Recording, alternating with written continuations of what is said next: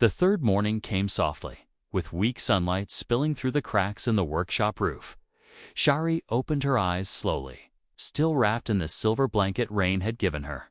Her body felt warmer, stronger, and for the first time in a long while safe, she looked around and saw Rain already at work. His hands deep inside a broken power cell. The quiet hum of machines filled the space, mixed with the gentle rhythm of tools clinking. It was peaceful, like the heart of a kind machine beating through the morning. Shari stood up and folded her blanket, placing it neatly near the door. She didn't want to be a burden, even though part of her still believed this couldn't last. Rain looked up when he noticed her. "You sleep okay?" he asked. Shari nodded slowly, rubbing her eyes. "Yes," she whispered. He pointed to a small metal box near the table. "I saved some breakfast." She walked over, opened it, and found 2 pieces of warm bread and a cup of thick broth. She sat on the floor and ate quietly, savoring every bite. Her eyes often drifted to Rain. Still busy with his tools, after a long pause, he asked, "You always this quiet?" Shari shrugged. "Talking's dangerous when you're alone." Rain nodded like he understood. "I get that," he said, wiping his hands on a cloth. "But you're not alone now." Those words echoed inside her chest, warming places that had long gone cold. She took a breath and looked at him. "What's your name?" she asked. He smiled slightly. "Rain," he said. "Just Rain." She gave a small nod, then looked down at her hands. There were tiny oil stains on her fingers from sorting wires the day before. Her hands looked like they belonged to someone useful now, not someone forgotten. Rain sat down across from her, not close, but not far either. "And you?" he asked gently. "What's your name?" She hesitated. Her name was something she hadn't said in weeks, maybe months. She had almost forgotten what it felt like to be called anything but girl or thing. "Shari," she said softly. "My name is Shari." Rain nodded. Again, slow and steady, like her name mattered, like it was real. "That's a good name," he said. For a moment, she didn't know what to say. No one had ever said her name was good. Most never asked her name at all. They only wanted her silence and her body, not her story. "Where are you from, Shari?" Rain asked, not pushing, just curious. She looked at the floor. "From the eastern moons of Dalares," she said. "My people were miners. We lived in tunnels under the red stone." Rain leaned back, listening. "Sounds like a hard place." She nodded. It was. "But it was home." "What happened?" he asked. Shari's face grew distant. "Raiders came, looking for fuel rocks. They killed the men, took the strong, sold the weak. I escaped through the vents." Rain didn't speak, just waited in silence, letting her words float in the air. "I thought someone would help," she continued, her voice growing small. "But no one did.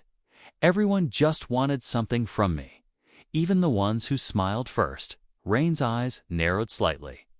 "Not in anger at her, but at the world that hurt her, that ends now," he said. Firm and soft at the same time. "No one's going to touch you again. Not while you're with me." Shari looked up at him, her eyes wide and wet.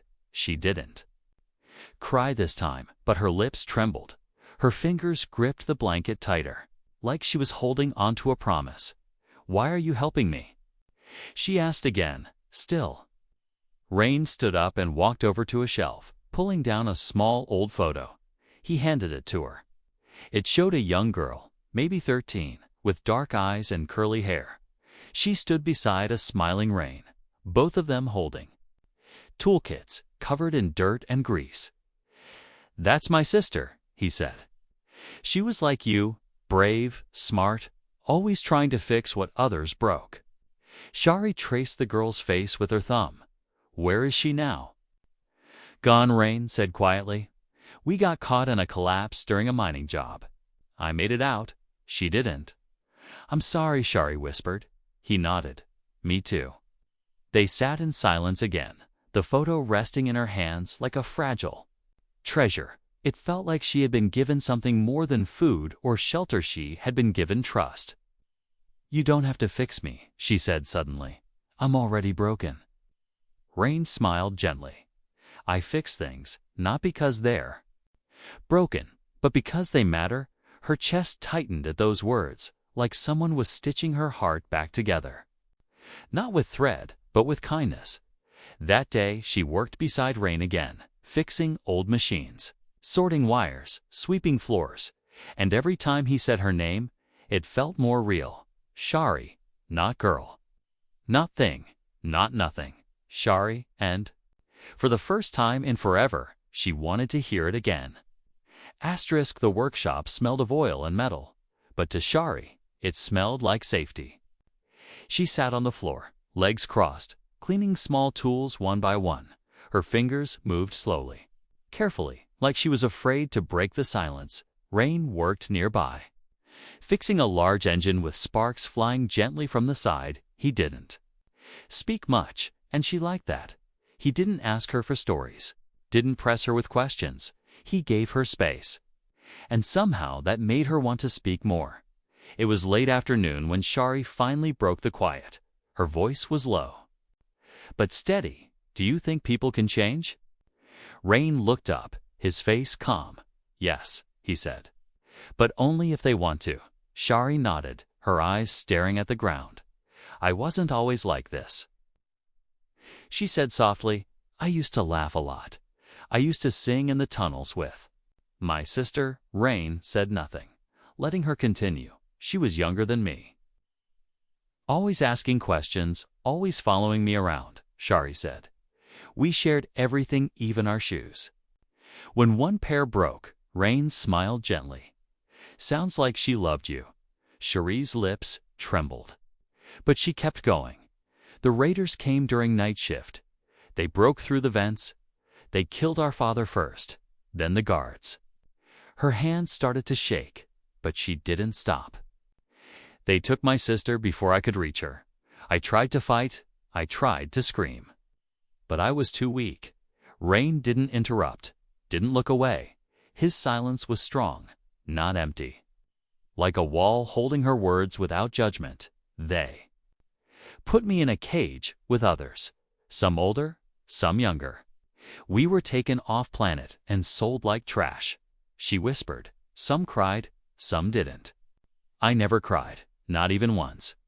Rain placed his tools down slowly, walked to the shelf, and grabbed a canteen of water. He handed it to her without a word. Shari took a sip, then continued. "I escaped 3 months later. During a trade deal, they weren't watching me because I was too small, too weak. I crawled out through a vent and ran until my legs stopped working." She let out a quiet laugh, one that sounded more like pain than joy. "I thought I'd die that night, freezing in a trash alley, but I didn't. Someone gave me half a roll of bread that kept me alive another day." Rain sat down across from her, his elbows resting on his knees. "You've been surviving ever since," he said. She nodded. "Every night I told myself just one more day, just one more meal, just one more breath." There was silence for a moment. Then Shari said, "Some nights I hated myself, not because of what they did to me, but because I let them. I let them take everything." Rain leaned forward, his voice steady. "You didn't let anyone take anything. They forced it from you. That's not weakness, that's survival." She looked at him, her eyes wide, shining with a truth she never allowed herself to believe. "You kept going," he said. "That's strength, Shari, not shame." Tears welled in her eyes, but this time she didn't look away. She let them fall, let them run down her cheeks like rain on stone. She didn't wipe them, didn't hide. "I miss her," she whispered. "My sister." Her name was Taya. She had a laugh that echoed through the tunnels like music. "I'm sure she'd be proud of you," Rain said gently. Shari closed her eyes, holding that thought like a fragile gift. "I wish she had met someone like you," she whispered. "Maybe she'd still be alive." Rain didn't respond right away. He looked down at his hands. calloused and scarred from years of work. "I've made my share of mistakes," he said, "but I believe helping someone now." "It still matters," Shari sniffed, wiping her face with her sleeve. "Thank you," she said, "not just for food, but for not seeing me as broken." Rain stood and walked back to the workbench. His voice soft. "You're not broken, Shari. You're just healing." The rest of the evening passed quietly. Shari worked beside him again, this time with more focus, more purpose. Every time she touched a tool or fixed a wire, she felt a small spark in her chest, not fear, but pride. Before nightfall, Rain handed her a small toolkit, old but sturdy. "Yours," he said, "if you're going to help. Around here, you'll need tools of your own." She held it in both hands, stunned. It was the first thing anyone had given her without asking something in return. That night, she lay under the silver blanket, holding the toolkit close to her chest. The stars above the roof flickered softly, and for once, her thoughts didn't hurt. She remembered Taya's laugh, her own voice singing in the tunnels, the warmth of bread shared between sisters. Maybe those memories didn't have to be locked away anymore. Maybe she could be Shari again. Not a slave, not a shadow, just Shari, and that was enough. The next few days were peaceful. Shari woke up early, helped Rain in the workshop, and learned fast. Her hands moved with skill now, not fear. She cleaned filters, repaired small panels, and even fixed a broken communicator by herself. Rain watched her quietly, sometimes smiling, but never saying too much. He wasn't a man of many words, but every word he did say made her feel real, like she mattered, like she belonged. But peace is a fragile thing, and the past never stays buried for long. It was late afternoon when it started. The spaceport buzzed with noise, ships landing, traders shouting, security bots rolling past. Shari had gone outside to buy more coolant. Credits Rain had given her clutched tightly in her hand. She was near the vendor's stand when she froze. 3 tall figures stood near the corner, alien thugs dressed in dark clothes. They were laughing, but not in a kind way. Their voices were sharp, mean, like broken glass. One of them turned, his eyes scanning the crowd, and then he saw her. Shari's heart dropped. It was Varrock, the one who used to own her. A scarred alien with silver skin and one metal arm. He had beaten her once for refusing to smile, had sold her twice when he wanted extra credits. She thought she had escaped him forever. Varrock's eyes narrowed, a grin growing on his face. Well, he said, loud enough for others to hear. "Look what the wind dragged in my little runner." Shari turned to run, but he was already moving. Quick and sharp like a snake, he grabbed her arm, hard. "You think you can disappear, girl?" He growled. "You still belong to me." People nearby looked, but no one stepped in. Everyone at the port knew not to get involved in slave business, especially not with Varrock's crew. Shari struggled, panic rising in her chest. "Let go," she said. "I'm not yours anymore." Varrock laughed. "You think a few days with a soft human makes you free?" He hissed. "I branded you, remember? Your property." A voice cut through the air like a blade. "She's not property." Varrock turned to see Rain standing a few feet away.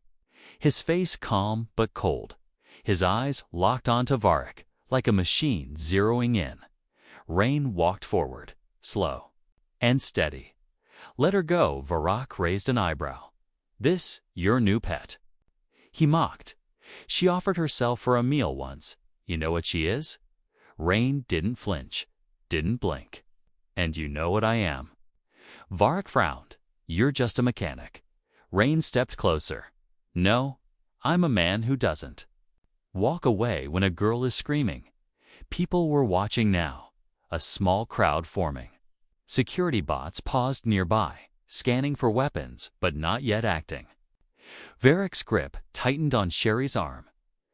"Back off, human," he growled. "This doesn't concern you." Rain's hand moved fast. Grabbing Varroc's wrist and twisting it hard, there was a sharp sound as metal met bone, and Varroc stumbled. Back with a snarl, Shari fell to the ground, breathing hard. Rain stood in front of her like a wall. "You don't own her," he said, his voice calm and deadly. "Not anymore." Varroc's men stepped forward, but Rain didn't move. His eyes warned them without words. "She stays with me," Rain said.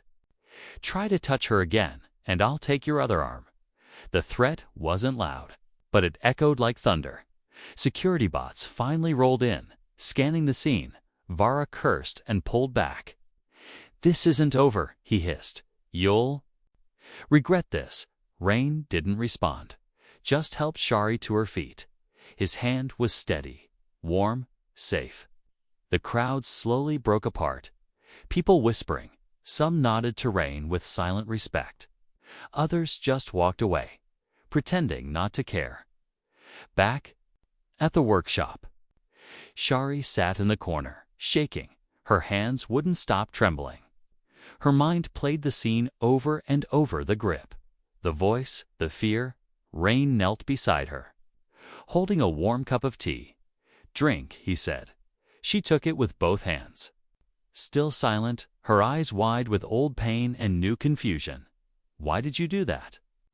she asked. "He could have killed you." Rain shrugged. "So could a falling engine," he said. "But I don't run from what's right." Shari looked at him, eyes full of something between fear and awe. "He'll come back," she whispered. "They always come back." "Then we'll be ready," Rain said. "Next time, I won't be alone." Shari blinked. "What do you mean?" He stood and pointed to the workbench. "See that box?" "Huh?" he asked. "Open it." She walked over, slowly opened the lid, and gasped. Inside were 2 small defense drones, sleek, quiet, deadly when needed. "You built these?" she asked. Rain nodded. "I don't like violence, but I'm not stupid." She turned back to him, something new. In her heart, something strong. "You're not just a mechanic, are you?" she asked softly. He smiled, just a little. "Let's just say, I've seen enough to know how to protect what matters." And for the first time, Shari didn't feel like prey. She felt protected, guarded, safe in a way she didn't know she could be, not just from danger, but from the past. The morning after the fight. The workshop was quiet again. Shari moved carefully, sweeping the floor and wiping dust off the tools. Her hands were steady, but her mind was busy. The memory of Varroc still sat in the back of her head like a shadow. But now there was something else to Rain. He hadn't left her, hadn't run, hadn't turned her away after trouble came. Instead, he stood like a shield between her and the past, and that meant something more than she could explain. Rain was fixing a water pump near the back wall when Shari finally spoke. "You don't have to keep me," she said. "I'm trouble now." Rain looked up, wiping grease from his hands. "You're not trouble," he said. "Trouble came looking for you. That's different." She shook her head. "If I stay, they'll come again, and you'll get hurt." Rain stepped closer, his voice calm but firm. "I've faced worse. Shari, you think I built this place with soft hands and quiet nights." She blinked. "But why me? Why help me?" Rain gave a half smile. "Because you're worth helping." No one had ever said that to her before. Not once. Shari turned away quickly, pretending to clean again, but her eyes were wet, and her chest felt full of something she didn't know how to name. Later that day, Rain gave her something new, a clean shirt, not fancy, but strong and warm, and boots that actually fit her feet.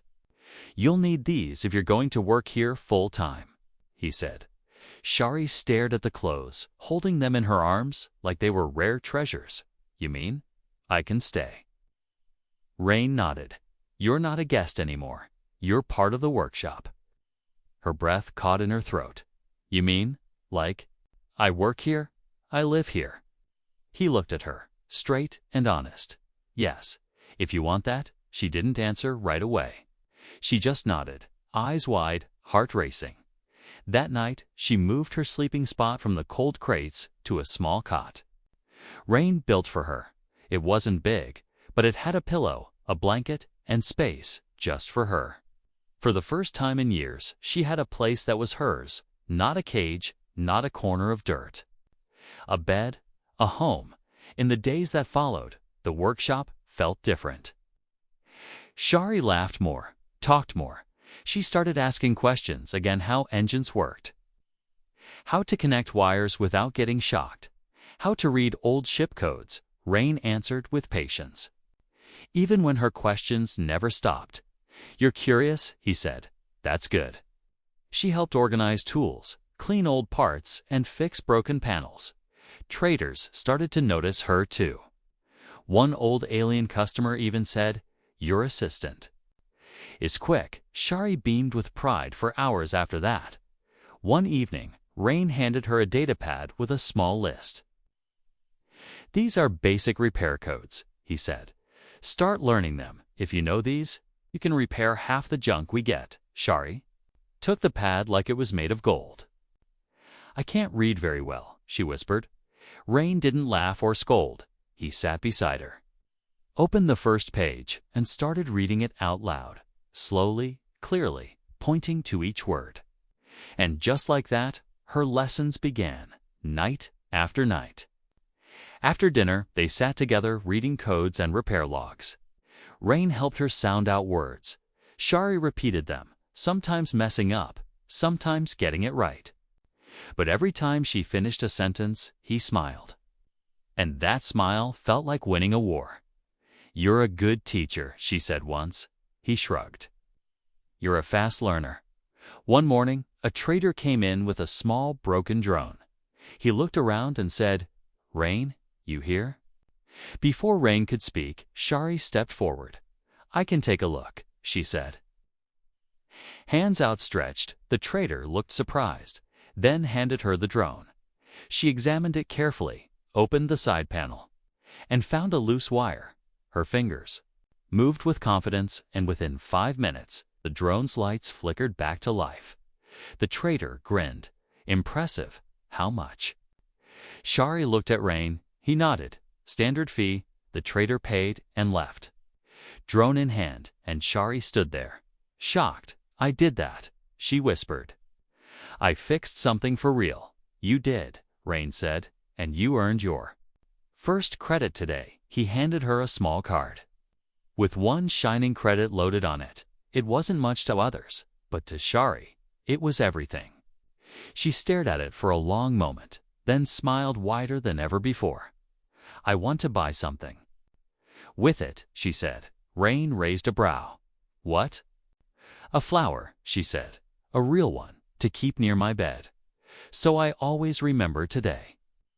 And so they walked to the corner market, bought a small purple flower in a cup of soil, and brought it back to the workshop. Shari placed it near her. Kat and sat beside it for a long time, watching it like it was made of light.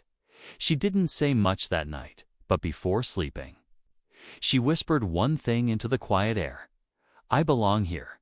And in the silence, the walls of the workshop seemed to agree.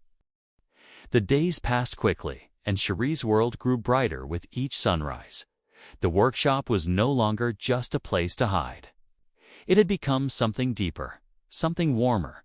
Her hands were stronger, her smile was easier, and her fear, though still, there was quieter now. She fixed drones, sorted orders, and even greeted customers. Some recognized her now, not as a beggar, not as a slave, but as the girl who worked with Rain, the human mechanic. And yet, part of her still waited for it all to break, because things this good never lasted before. It happened one night. Just as the stars blinked over the quiet city, Shari was locking up the front of the shop, humming a small tune under her breath. She turned. Dan froze. Varric was back. He stood at the end of the alley, his eyes glowing faintly under the lamplight. This time, he was alone, but that didn't make him less dangerous. His metal arm flexed slowly, and his voice slithered through the night. "You thought I'd forget you, girl?" Shari didn't move. Her hands gripped the doorframe behind her. Her heart slammed in her chest, old fear rising like smoke in her lungs. "You've got fire now," Varric said, stepping closer, working for a human, acting like you're something. "But I remember who you were." She wanted to scream, to run, to cry, but she didn't. "Not this time." Instead, she said, "I remember too." He laughed, sharp and bitter.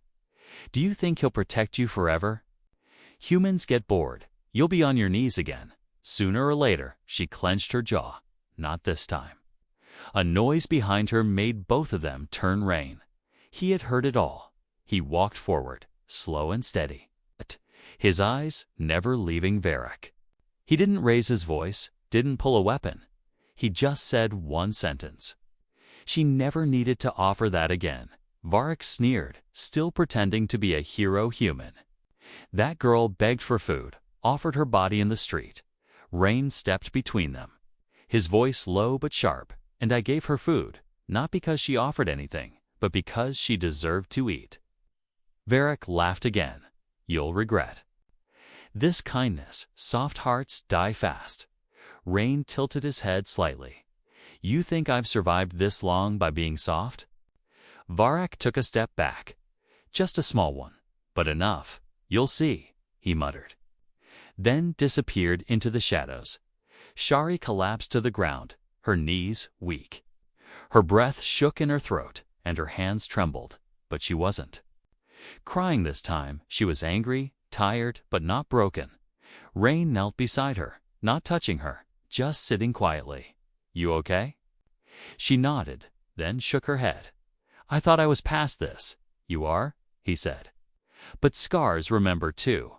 They sat in silence for a while, the cold night pressing gently around them. Finally, she looked at him. "Do you know what I thought the night I met you?" He shook his head. "I thought you'd use me, like all the others," she whispered. "And when you didn't, I didn't know how to understand it, so I waited, every day, for you to ask me for something." Rain listened, his face calm, open, and, "I want to say it now," she said. "Thank you for never asking."